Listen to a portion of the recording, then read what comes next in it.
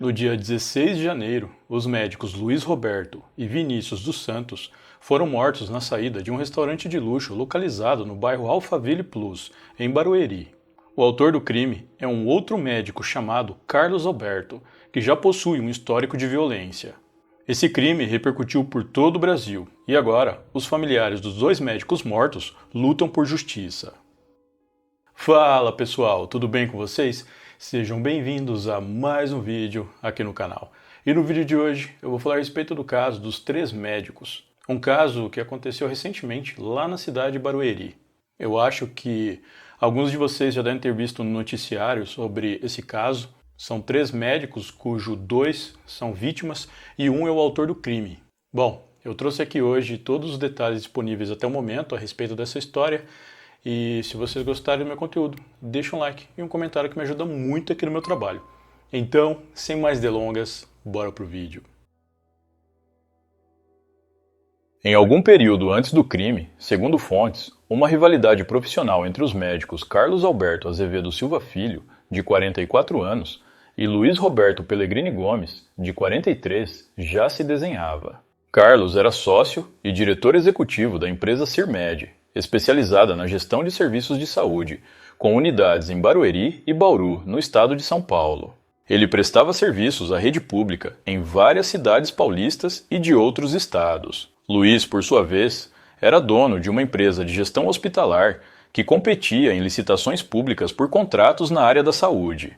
Vinícius dos Santos Oliveira, de 35 anos, que foi a outra vítima do crime, trabalhava como funcionário na empresa de Luiz. Familiares relataram à polícia que havia uma rixa prévia entre Carlos e Luiz, marcada por desentendimentos prolongados e ameaças mútuas, motivadas justamente por essas disputas em contratos e licitações. A polícia investiga isso como uma possível motivação para o que viria a acontecer, embora a Sirmed tenha emitido uma nota afirmando que qualquer crime seria um fato pessoal e isolado do sócio, sem nenhuma relação com as atividades institucionais ou contratos da empresa. Além disso, Carlos Alberto era registrado como colecionador, atirador e caçador, o que lhe permitia possuir armas de fogo para fins de coleção, tiro desportivo ou caça, de acordo com a legislação federal. No entanto, isso não o autorizava a portar arma para defesa pessoal fora de contextos específicos. A pistola calibre 9mm, que seria usada mais tarde, foi apreendida e está sob análise para verificar sua legalidade. A tragédia se desenrolou no dia 16 de janeiro de 2026. Por volta das 10 da noite, os 3 médicos, Carlos Alberto Azevedo, Luiz Roberto e Vinícius dos Santos, se encontraram por acaso no restaurante El Uruguaio, na Avenida Copacabana, no bairro Alphaville Plus, em Barueri, na região metropolitana de São Paulo. Não se tratava de um encontro marcado, foi algo casual em um restaurante de luxo. A discussão começou dentro do restaurante. Imagens de câmeras de segurança flagraram o momento em que Carlos Alberto se aproximou da mesa onde Luiz e Vinícius estavam sentados, os cumprimentou e iniciou uma conversa com Luiz. Rapidamente, a troca de palavras escalou para uma briga física. Carlos agrediu Luiz com um tapa ou soco. Vinícius interveio para defender Luiz, trocando golpes com Carlos. Funcionários do restaurante tentaram separar os envolvidos e, durante a confusão, houve barulhos de vidros quebrando. Uma denúncia anônima alertou a Guarda Civil Municipal sobre a presença de um homem armado no local. Agentes da guarda chegaram ao restaurante, revistaram Carlos Alberto e perguntaram se ele estava armado. Ele negou e nada foi encontrado na busca pessoal. Os guardas conseguiram controlar a situação inicial e pediram que todos saíssem do estabelecimento para evitar mais confusão. Já na calçada externa, cerca de 15 a 20 segundos após saírem, uma mulher, cuja identidade não foi divulgada e cujo papel ainda está sob investigação, entregou uma bolsa masculina a Carlos Alberto. Ele retirou uma pistola calibre 9mm da bolsa e disparou múltiplos tiros contra as vítimas. Tudo isso foi gravado por câmeras de segurança instaladas na parte externa do restaurante. Testemunhas, como manobristas e clientes que estavam no local, relataram ter ouvido entre 8 e 10 tiros.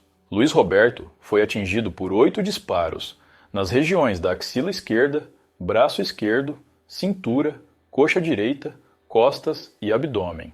Já Vinícius foi atingido por 2 disparos, no abdômen e nas costas. Toda a ação durou apenas cerca de 15 a 20 segundos. Os guardas civis municipais, que ainda estavam na cena, renderam Carlos Alberto logo após os tiros, algemando-o na rua, sem que ele oferecesse resistência ou tentasse fugir. As vítimas foram socorridas. Luiz foi levado para o pronto-socorro de Barueri e Vinícius para uma unidade em Cotia, mas ambos foram declarados mortos a caminho ou logo após chegarem aos hospitais. No local, foram apreendidos itens como a pistola calibre 9mm, cápsulas deflagradas, a bolsa masculina, documentos diversos e R$ 16.140 em espécie, tudo enviado para a perícia forense. O crime foi registrado como duplo homicídio qualificado na delegacia de Barueri, com solicitação de perícia pela Secretaria de Segurança Pública de São Paulo. No dia seguinte, 17 de janeiro de 2026, pela manhã ou à tarde, Carlos Alberto foi apresentado à delegacia e sua prisão em flagrante foi convertida em prisão preventiva durante uma audiência de custódia. A Justiça acatou o pedido da polícia, considerando-o perigoso e sem medir consequências. A defesa não foi localizada ou não se manifestou nas reportagens iniciais. O caso teve grande repercussão nacional e foi amplamente comentado pela mídia e nas redes sociais. Pessoal, agora eu vou falar um pouco a respeito das vítimas. Luiz Roberto nasceu na cidade de Rafard, no interior do estado de São Paulo. Ele se formou em medicina pela Universidade 9 de Julho, em São Paulo, no ano de 2012. Segundo relatos, ele era um cardiologista dedicado, atuando no Hospital Municipal de Barueri, onde atendia pacientes do Sistema Público de Saúde. Luiz também era um empresário no setor de saúde, sócio e fundador de empresas que prestavam serviços em pronto-socorros, realizavam procedimentos cirúrgicos e ofereciam apoio administrativo a outras instituições médicas. De acordo com fontes, sua empresa estava envolvida em gestão hospitalar, competindo em licitações públicas para contratos que garantiam o funcionamento de unidades de saúde em diversas cidades, algo que possivelmente motivou o crime, conforme já mencionado.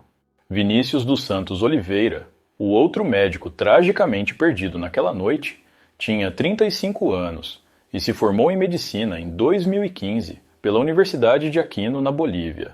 Depois de se formar, Vinícius retornou ao Brasil para dedicar sua carreira ao serviço público. De acordo com fontes, ele trabalhava desde 2019 na rede de saúde de Cotia, na Grande São Paulo. Seu currículo incluía passagens por unidades básicas de saúde e pelo pronto atendimento.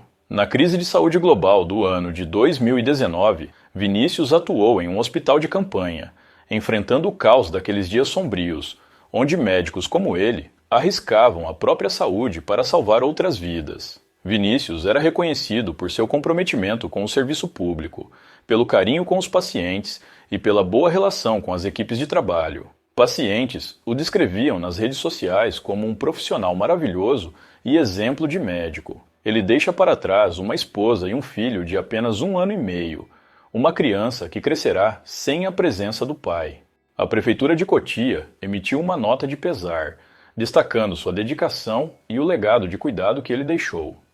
Durante as minhas pesquisas para fazer esse vídeo, eu descobri que esse crime não foi o único crime cometido pelo Carlos Alberto. No ano de 2025, mais especificamente no mês de julho, o Carlos se envolveu em um incidente lá na cidade, Aracaju, no Sergipe, e tudo foi gravado. Na ocasião, o Carlos chegou num hotel em que ele estava hospedado e bêbado, muito bêbado, e ele armou a maior confusão naquele local. De acordo com a polícia, o Carlos agrediu um funcionário com socos e ofendeu um outro funcionário que estava ali nas proximidades. Os xingamentos que ele proferiu eu não posso falar aqui devido às regras da plataforma, mas são aquelas ofensas que a pessoa não gosta da outra por conta da cor dela. Bom, eu acho que deu para vocês entenderem. Além de agredir uns funcionários e xingar outros, o Carlos também quebrou alguns móveis e objetos do local. Tudo isso teria ocorrido em um hotel chamado Vidan, que é considerado um hotel de luxo na cidade. A polícia militar foi chamada ao local e prendeu o Carlos em flagrante. Ele foi conduzido para a delegacia de turismo de Aracaju, onde ficou preso por cerca de 5 dias, mas depois pagou uma fiança de R$ 15.180 e foi liberado com medidas cautelares, como a obrigação de se apresentar mensalmente à justiça e a proibição de deixar a comarca sem autorização. Posteriormente, o juiz que ficou responsável por esse caso, ele decidiu revogar a prisão preventiva, justificando que o Carlos não representava um risco para a sociedade. Até hoje, pessoal, esse caso ele permanece aberto. Ele continua tramitando na justiça sem uma sentença final. Como vocês puderam perceber, o Carlos Alberto é uma pessoa extremamente violenta e que não teme as consequências. Lembrando que, quando ele sacou a pistola e foi para cima das vítimas, os guardas civis estavam a poucos metros dele, mas mesmo assim ele não se intimidou. Nas filmagens, é possível ver que, quase no mesmo momento em que ele dispara a arma contra as vítimas, os guardas civis já vão atrás dele para prendê-lo. Naquela situação ali, o Carlos poderia ter sido baleado pelos guardas, já que ele estava armado e atirando em outras pessoas. E mesmo assim, ele fez cerca de 10 disparos sem se preocupar se ele seria baleado pelos guardas ou não. Uma coisa que muita gente comentou, e eu vi vários comentários desse tipo nas redes sociais enquanto eu fazia a pesquisa para esse caso, era sobre o fato de o porquê os guardas civis não atiraram nele para impedi-lo. Os guardas estavam lá na cena. Eles podem não ter visto o momento que o Carlos puxou a pistola, mas com certeza eles ouviram o primeiro disparo. Bom, eu não sei o que se passou na cabeça dos guardas, até porque era uma situação muito delicada e tudo aconteceu muito rápido, mas eu posso afirmar que o Carlos Alberto deu muita sorte de ter saído ileso dessa. Outra coisa que eu vi também durante as minhas pesquisas era sobre a mulher que entregou a bolsa para o Carlos. Há muitas especulações sobre qual é a relação dela com ele. Alguns lugares falam que ela é amiga, outros lugares falam que ela era namorada e outros até falam que é a esposa dele. No entanto, não há nenhuma confirmação oficial sobre isso até o momento.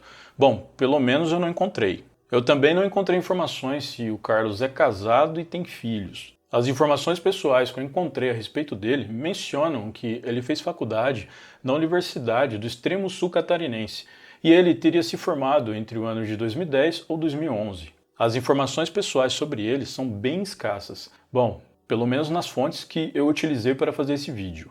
E antes que eu me esqueça, durante as minhas pesquisas eu vi que tem algumas reclamações feitas contra ele por ex-pacientes que disseram que o atendimento dele era ruim. Eu sei que isso não implica muito no caso aqui, mas eu achei interessante trazer isso aqui para vocês. Em 18 de janeiro de 2026, pela manhã, a Polícia Civil, sob o comando do delegado Andreas Schiffmann, da Delegacia de Barueri, continuou coletando novos depoimentos de familiares e testemunhas. O foco da investigação está na motivação, apontando para uma disputa por contratos na saúde, baseada em relatos de rixas prévias. A perícia segue analisando a arma, a bolsa e o dinheiro apreendido. De acordo com fontes, a mulher que entregou a bolsa para Carlos já foi ouvida, mas detalhes do seu depoimento não foram divulgados ao público. Então, ainda não se sabe se ela tinha conhecimento da arma que estava dentro da bolsa ou não. Carlos permanece detido em uma unidade prisional da região. De acordo com fontes, o velório e o enterro de Luiz Roberto e Vinícius ocorreram no domingo, dia 18. Luiz foi velado e enterrado na cidade de Rafar, enquanto Vinícius foi na cidade de Osasco, na Grande São Paulo. Bom, os familiares das duas vítimas estão revoltados com o crime e querem justiça. Segundo o Código Penal brasileiro, se condenado, Carlos Alberto pode pegar até 60 anos de prisão. No entanto, como muitos de vocês já sabem, ele poderá cumprir apenas 30 anos e ainda poderá sair antes disso por progressão de regime, livramento condicional ou outros benefícios previstos em lei. Bom, pessoal, então é isso. Muito obrigado por me assistir até o final. Eu vou ficando por aqui. Um grande abraço e até a próxima.